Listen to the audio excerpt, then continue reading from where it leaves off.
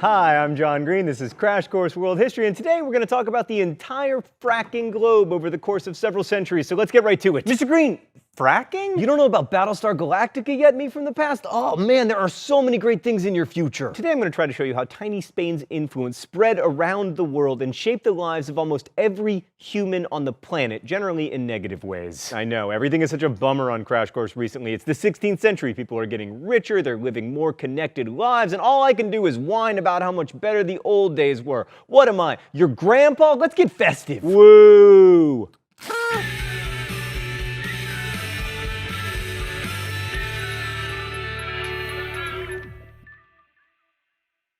So the Aztecs weren't the first impressive polity in Mesoamerica. That honor would go to the Olmecs or the Mayans, but they were probably the greatest. The Aztecs formed out of an alliance of three major cities in modern-day Mexico in about 1430, just 89 years before Cortez and his conquistadors showed up. The Aztec state was very hierarchical, with an emperor at the top and a group of unruly nobles beneath him, just like Europe. And in addition, there was a class of powerful priests whose job it was to keep order in the cosmos. So Aztec religion held that history was cyclical and punctuated by terrible disasters, and then would ultimately end with a massive apocalypse. And the job of the priests was to avoid these disasters by appeasing the gods, generally through human sacrifice. The Aztecs extended their control over most of southern Mexico, parts of Guatemala and the Yucatan, and they demanded tribute from conquered people in the form of goods, precious metals, and people to sacrifice. If you're familiar with the Hunger Games, it won't surprise you to learn that this didn't sit very well with said conquered people. And the fact that the Aztecs were basically ruling over thousands of people who hated them made it a lot easier for Cortez to come in and find allies to overthrow them. All that noted, in less than 100 years, the Aztecs accomplished some amazing things, especially the building of their capital city Tenochtitlan on the site of modern-day Mexico City, which was like Venice in that it was divided and serviced by canals. They also had floating gardens called chinampas, which provided food for the city. Oh, it's already time for the open letter? All right.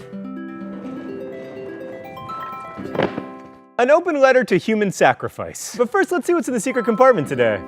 Oh, nice! Come on, be a mushroom, be a mushroom, be a... Oh, Dear human sacrifice, look, I'm not going to defend you. But if you really believe that the world is going to end if the gods are not appeased, then human sacrifice kind of makes sense. And as evidence for this, let me submit to you that we engage in human sacrifice all the time. Remember the movie The Dirty Dozen? No? Because you're too young? That makes me hate myself. Anyway, it was all about glorious sacrifice, and now sometimes a few have to die in order for many to live. Did you at least see that Meteor movie that Ben Affleck was in? What was that called, Stan? Asteroid. Asteroid. Armageddon.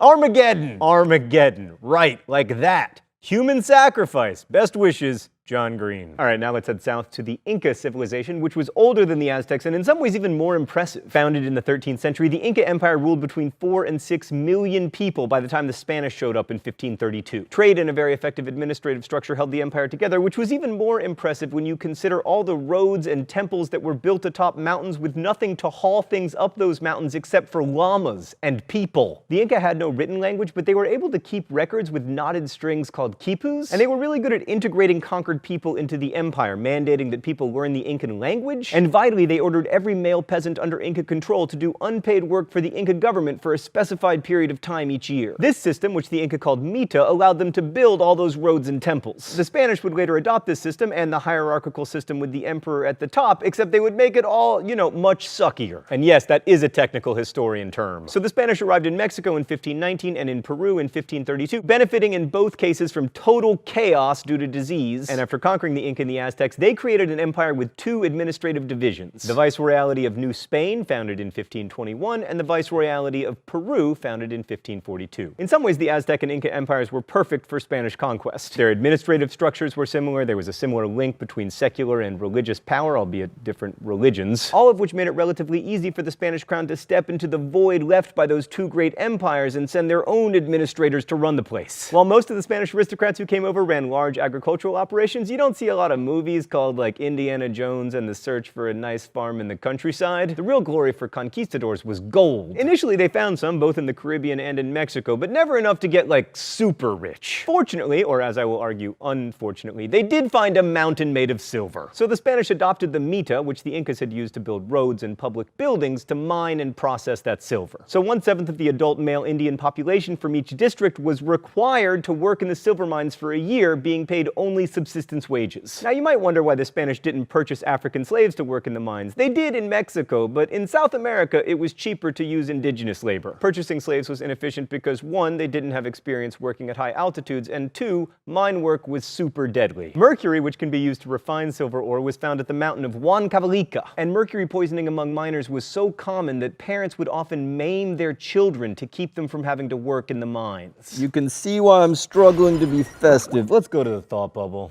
So Spanish mines in the Americas produced over 150,000 tons of silver between the 16th and the 18th centuries, over 80% of the world's supply. Spain became the richest nation in Europe, and Spanish silver pesos became the de facto currency. But the Spanish royal family does not appear to have understood inflation, and the huge influx of silver caused skyrocketing inflation, and since they never set tax rates to account for it, they collected the same amount of money 60 years after the discovery of silver, but that money was worth a fraction of what it once had been. And in general, it's not clear that Spain benefited much from the discovery of silver. Rich countries have a way of finding their way into expensive and not totally necessary wars, and Spain was no exception. While empire wasn't the central cause of Spain's many 16th century wars, it sure did fund them. So in 1519, which was a heck of a year for Spain, Charles V united the kingdoms of Spain and Austria by being named head of the Holy Roman Empire, so called because it was not holy, not Roman, and not an empire. Charles had this dream of a unified Central Europe, which was constantly being thwarted by German nobles who had a dream of a non-unified Central Europe, and eventually Charles V's ambitions were shattered,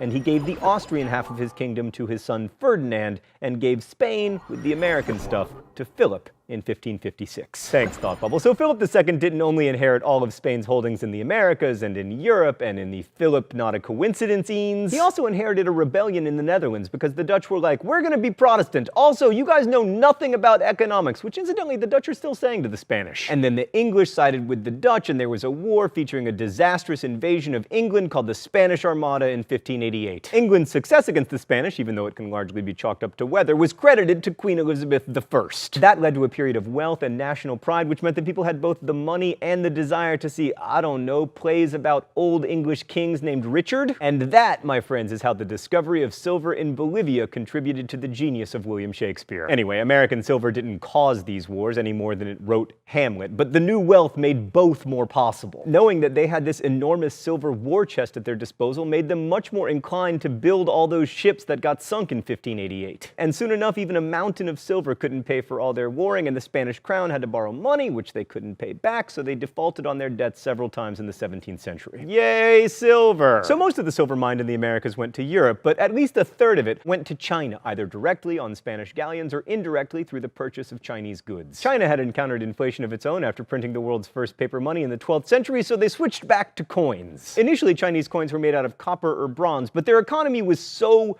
big, they were the leading producer of consumer goods until the 19th century, that they ran out. So they went to silver. Now, China didn't have a lot of silver itself, but Japan did, so they traded manufactured goods for it, but soon even that wasn't enough. This was mostly because in the 16th century, China changed its tax structure. Taxes, man, they're at the center of human history. In the early part of the Ming Dynasty, Chinese farmers paid their taxes in goods, mainly grain and labor. But as more silver entered the economy, the Ming government changed its policy and required taxes to be paid in silver. This meant that almost everyone in China had to produce something that could be sold for silver, which usually meant silk. In fact, the Ming government often required people to make silk. That glut of silk inevitably led to a price drop, which hurt the Chinese economy, but not nearly as much as it hurt the Spanish economy, where almost every silk producer was put out of business. So much for the idea that global outsourcing is a new problem. You'd think that all this silver would make the Chinese incredibly rich, just like the Spanish, right? Well, yes, just like the Spanish, in that they got rich, but they didn't stay rich. The Ming government also failed to peg taxes to inflation and spent too much on defense, notably the Great Wall. And by the 17th century, the Ming were overthrown by the Fu Manchus. Oh, it's just the Manchus? Ugh, history always disappointing.